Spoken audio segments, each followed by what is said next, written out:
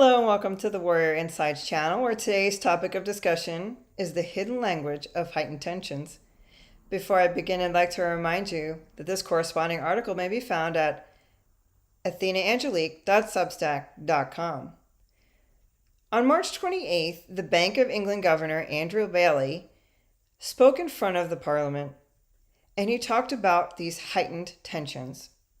We are in a period of heightened tension and alertness. We see some evidence of some tightening credit conditions, but we do not see critical development in that respect. Where have we heard this before? Janet Yellen, Jerome Powell, and others have said our banking system is strong and resilient.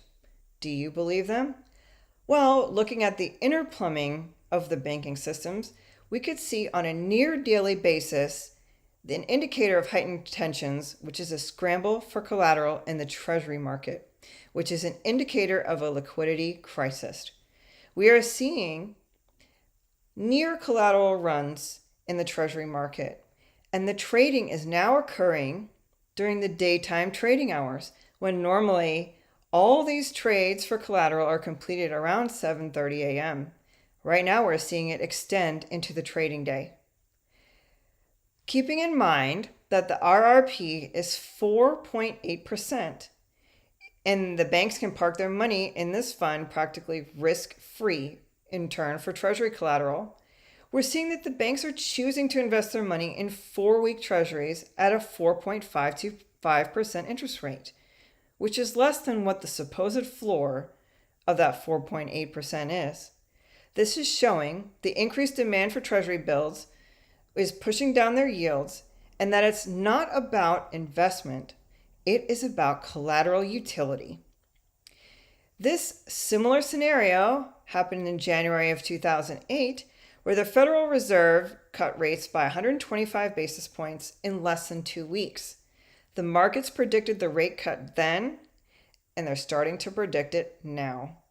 Via the steepening of the Treasury yield curve, this is what the market is telling us. A very similar pattern is emerging. Lack of collateral flow leads to an aggressive, acute shortage, which causes systemic disruptions, which was observed in March 2008, March 2020, and now March of 23, says Jeff Snyder. Rumors can take down markets? They sure can. During the week of March 10th of 2008, rumors spread about the liquidity problems at Bear Stearns, which eroded investor confidence. Investor confidence is everything. That's how the fiat money system works. It's through confidence that their paper is worth something in the marketplace. Although Bear Stearns had high quality collateral in the form of prime mortgage bonds, not subprime, illiquidity in the marketplace made that type of collateral non-negotiable. Bear Stearns didn't have enough liquid collateral that would be accepted to the reverse repurchase market in terms that would keep Bear Stearns in business. The Bear Stearns collapse taught the marketplace they need to hoard pristine collateral, which is considered Treasury bills. Then we look on the global economic front, and we could see these heightened tensions by looking at this chart. The securities held in custody of foreign official and international accounts shows a decline of $76 billion since January of this year. Then we look at China alone, and we could see that there has been a steep decline of $250 billion over the past 2 years. Where did China likely invest that money? Well, if we look at the end of 2022, we saw that in November and December alone, they purchased 62 tons of gold.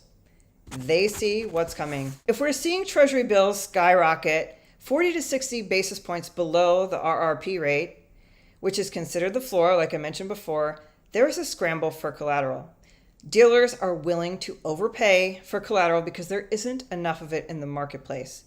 Dealers are becoming more risk averse by holding more cash than they have available to sell or repledge. Since the dealer banks are keeping the grip on their own cash, it means there is less in circulation for everyone else, thereby triggering others to seek collateral in Treasury market. Collateral in the euro dollar system is a form of currency. Premium on that collateral tells you the amount of useful necessary currency is too low for the amount demanded. It doesn't matter how many times they tell you that everything is fine, just look at what's going on. They did stress tests in 2019, but these are the things they tested for: falling GDP, spot employment, and defaults in commercial real estate. So despite what they're saying that Silicon Valley Bank was too small to test back in 2019, it wouldn't have passed the test anyway, according to Senator Kennedy, when he asked, "That wasn't our problem. They were testing for falling interest rate environments. The problem today is our problem is inflation, high interest rate, and loss of value on government bonds, none of which they tested for. They all thought that long-term interest rates would rise and not fall, which is we're seeing is not the case today." And Peter Schiff pointed this back in 2019. What does this mean for you and I in the normal banking sector with normal investments in the stock market and potentially retirement funds? Now, I'm not providing you with financial advice. I'm just saying what I personally have done myself or that I have spoken to others about in the past. Consider changing your investment strategy. Make sure your money is at least FDIC insured. If you have over $250,000 in one bank account, try to split it amongst other bank accounts. This way, if Janet Yellen says, "Oh, we're not going to cover that bank, it's a community bank, I don't see it as a strategic threat to the economy," you don't want to be SOL. Convert your cash, or consider converting your cash, into stores of value such as silver or gold, or hard assets such as real estate or land. Consider purchasing non-perishable everyday items like I have mentioned on my channel before. In the preparedness realm, it doesn't hurt to buy and stock up on non-perishable items. This way, if inflation skyrockets, you at least have invested in something that you will need and that you know that you're going to use, hedging against inflation through your consumer products. Also, you might want to consider and examine how your retirement funds are managed. Now is not the time to sit back and relax and to not worry about where your money is going in your pension plan or your investment plan. Let's say you're in an investment plan. Consider changing to a self-directed brokerage. This way, you could pick your own stocks, you could be in charge of your own portfolio, and be invested in stocks that pay you to own them, such as dividend-paying stocks, and not into whatever pies that these funds decide to invest into. If you are in a pension plan, ask your HR department what kind of options are available to you. If you contribute to a deferred compensation plan, you might want to either scale back those contributions or pull out everything from their slices of pie and pull it into cash. This way, if the stock market tanks, you'll still have the option to just be in cash on the side. And even though we may be in an inflationary environment for a while, and you will have cheaper dollars over time, it's better to be out of the stock market and on the side. Then I would like you to invest time in education.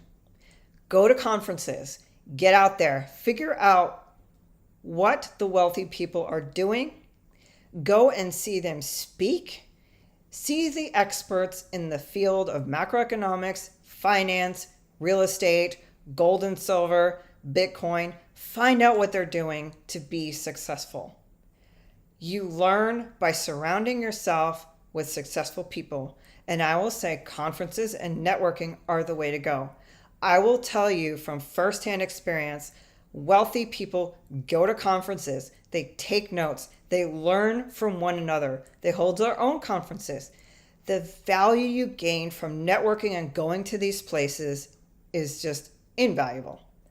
I would know because I happen to plan one of those conferences.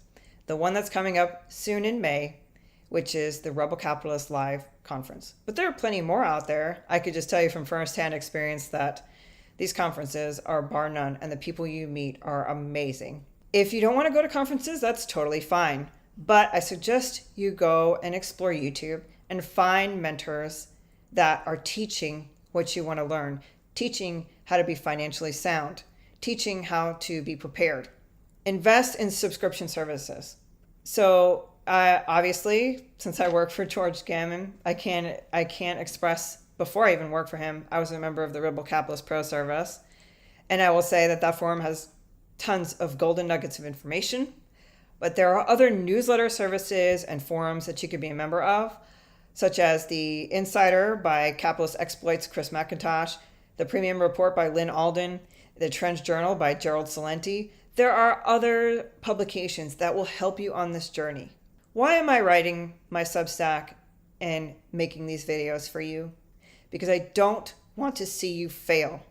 I want you to be strong and resilient. I want you to see what is coming. I want you to see what is ahead, and I don't want you to get blindsided. Being informed will help you prevent your family and your future from being wiped out. So I hope you enjoyed this content. Until next time, stay informed, stay strong, stay vigilant, and until next time, ever forward.